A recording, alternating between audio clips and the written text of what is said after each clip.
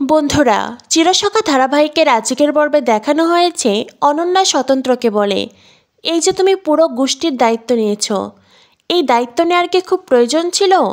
স্বতন্ত্র বলে, বৌদি এভাবে কথাটা কেন বলছো? আমি তো দায়িত্বটা মন থেকে নিয়েছি, আমার ভালো লাগে সেই জন্যই নিয়েছি। অনন্যা বলে, একটা কথা মনে রেখো, এই দিনই কিন্তু শেষ নয়। এমন একদিন আসবে যেদিন তুমি সবার দায়িত্ব নিতে নিতে ক্লান্ত হয়ে যাবে। স্বতন্ত্র অনন্যাকে বলে, সেদিন না হয় তোমার বাড়ি গিয়ে দুদণ্ড জিরিয়ে নেব। স্বতন্ত্রের কথা শুনে অনন্যার গায়ে জ্বালা ধরে যায়। এরপরেই স্বতন্ত্র অনন্যাকে বলে, দাদার কি খবর? অনন্যা বলে, তোমার দাদার খবর তুমি আমার থেকে জানতে চাইছো? নতুন, তুমি তো অন্তত তোমার দাদার জন্য ওই বাড়িতে যেতে পারতে, তোমার দাদার খোঁজ খবর নিতে। আর তাছাড়াও আমাদের বাড়িতে এত বড় একটি দুর্ঘটনা ঘটে গেল, তারপরে একটা দিনের জন্য তুমি ও বাড়িতে গেলে না, আমাদের খোঁজ খবর নিলে না। আর তোমার বউ, সে তো বিয়ের পর থেকে শ্বশুরবাড়ির প্রতি কোনো দায়িত্ব কর্তব্যই করলো না। সে তো এখনও তার পূর্ব শ্বশুরবাড়ি, তার ছেলে মেয়ে, তার আগের শাশুড়িকে নিয়েই পড়ে আছে। এরপরেই স্বতন্ত্র বলে, তোমায় কে বলেছে দাদার সাথে আমার যোগাযোগ নেই? দাদার সাথে আমার ঠিকই যোগাযোগ আছে। কখনো দাদা আমার ইনস্টিটিউটে আসে, বা কখনো আমি দাদার ইনস্টিটিউটে যাই, আবার কখনো আমরা কফি শপেও দেখা করি। অনন্যা বলে, ও, আমি জানতাম না, তোমার দাদা কখনো বলেনি তো তাই। স্বতন্ত্র বলে, আমিও তোমাকে কখনো বলতাম না, কিন্তু কি বলো তো, তুমি অভিযোগ করলে তো সেজন্যই উত্তরটা দিলাম।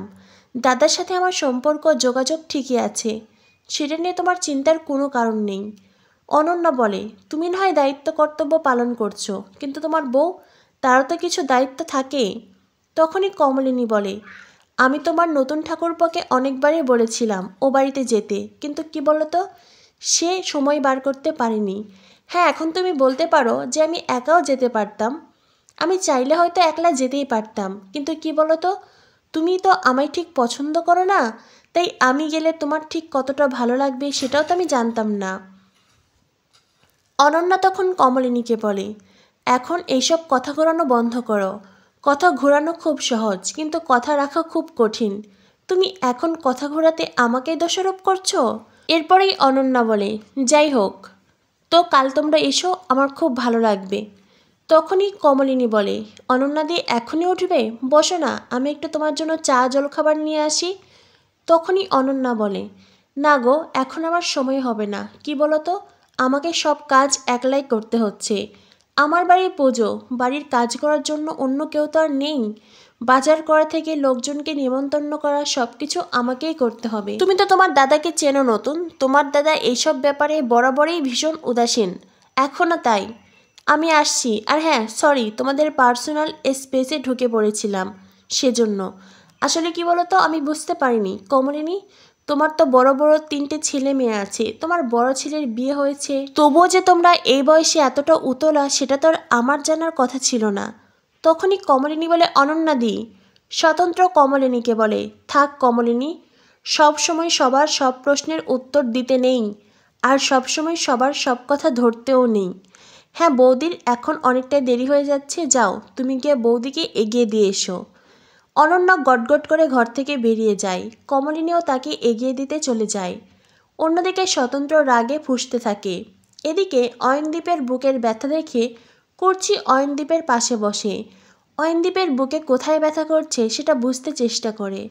অয়নদীপের বুকের ব্যথা আস্তে আস্তে কমে যায়। সলক্ষণা বলে, সে কি বাবা, এখনই আপনার বুকের ব্যথা কমলে কি করে হবে? কুর্চি বলে, মানে?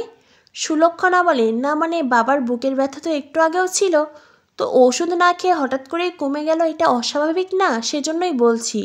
আসলে কি বলো তো মা, ওই যে তুমি ডক্টরের কাছে যাওয়ার কথা বলেছ, সেজন্যই মনে হয় ডক্টরের কাছে যাওয়ার ভয়ে বাবা বলছে বুকের ব্যথা কমে গেছে। কুর্চি তখন ডাবলুকে বলে, শোনো ডাবলু, তোমার বাবা যতই বারণ করুক না কেন, তোমাকে কিন্তু তোমার বাবাকে নিয়ে ডক্টরের কাছে যেতেই হবে, আর ঔষধ এনে দিতে হবে। ডাবলু বলে, তুমি কোনো চিন্তা করো না মা, আমি ঔষধ এনে দেব। তখনই অয়নদীপ বলে, ঔষধ? অয়নদীপ খুব ভয় পেয়ে যায়, কারণ কেউ না জানলেও সে তো জানে পুরোটাই তো অসুস্থ হওয়ার নাটক, আসলে তো তার বুকের ব্যথার কোনো অসুখ নেই। ডাবলু তখন তার বাবাকে চোখ মেরে বলে, বাবা, ওষুধ তো তোমাকে খেতেই হবে, বলো, সুস্থ হতে হলে ওষুধ তো তোমাকে খেতেই হবে। অয়নদীপ বলে, সে আর কি করা যাবে, ওষুধ খাবো, কিন্তু কি বলতো, আমার তো ওষুধ খাওয়ার কথা একদম মনে থাকে না, আর ইচ্ছেও করে না। কুর্চি বলে, শোনো, ওইসব বললে হবে না। অসুখ যখন বাঁধিয়েছ ঔষধও খেতে হবে।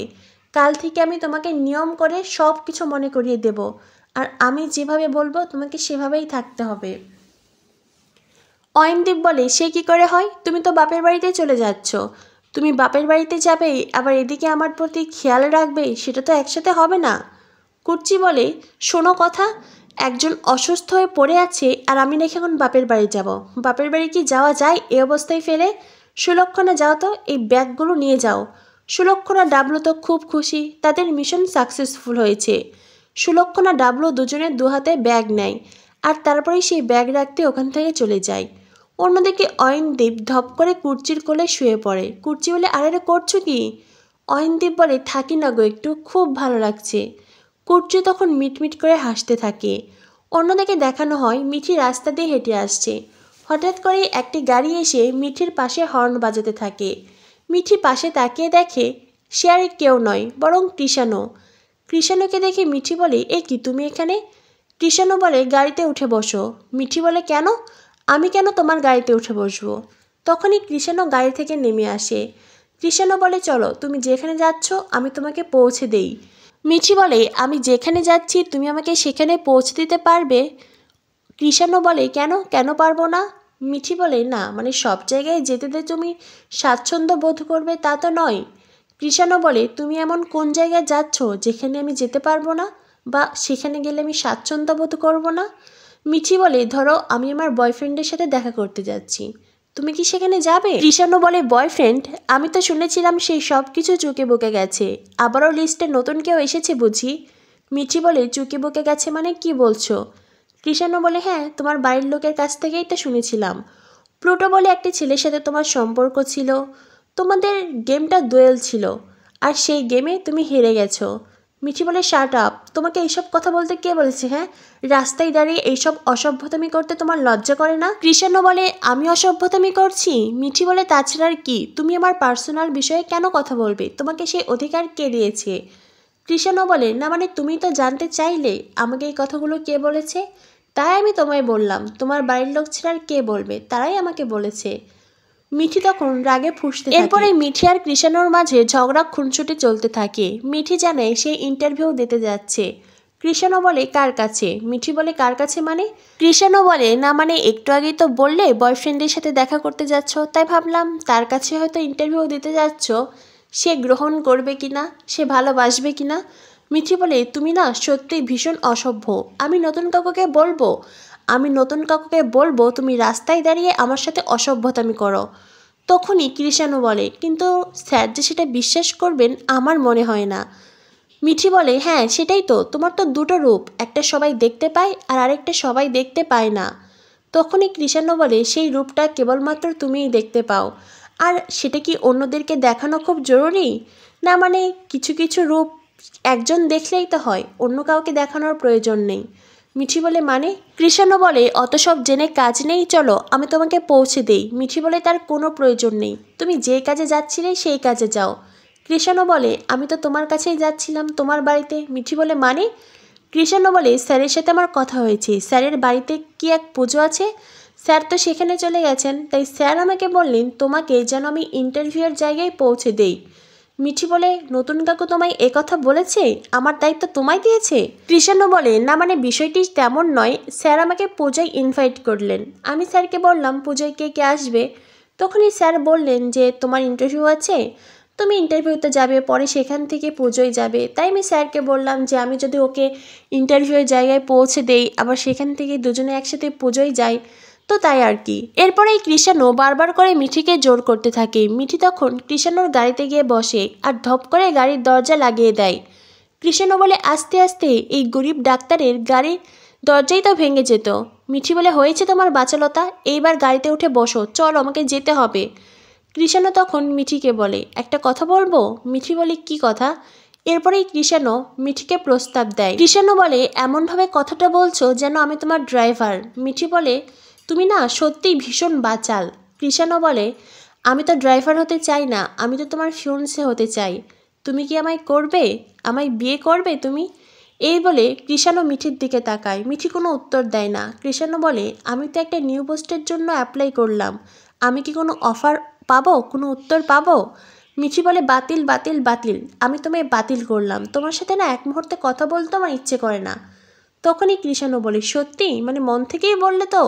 কি আর করার, তবে আমার প্রস্তাব খারিজ হয়ে গেল। মিঠি বলে, হয়েছে হয়েছে, এবার কি তুমি গাড়ি চালাবে? কৃষাণু তখন গাড়িতে উঠে বসে। মিঠি তখন মিটমিট করে হাসতে থাকে। তো বন্ধুরা, বুঝতেই পারছো মিঠি আর কৃষাণুর প্রেম প্রায় জমতে শুরু করেছে। আর অন্যদিকে দেখানো হয় পুজো বাড়িতে কমলিনী অনন্যাকে বলে, আমি কি প্রসাদ মাখাবো?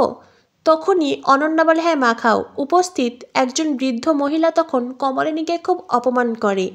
এই যেমন কমলিনী চরিত্রহীনা একজন, সে 3 ছেলে মেয়েকে রেখে এই বয়সে বিয়ে করেছে, তাই তার হাতের প্রসাদ খেলে সবার পাপ লাগবে। এইসব নানান কথা শুনে কমলিনীর খুব কষ্ট হয়। তখনই সেখানে স্বতন্ত্র আসে। স্বতন্ত্র এসে বলে, যেখানে আমার স্ত্রীর সম্মান নেই সেখানে আমিও থাকবো না।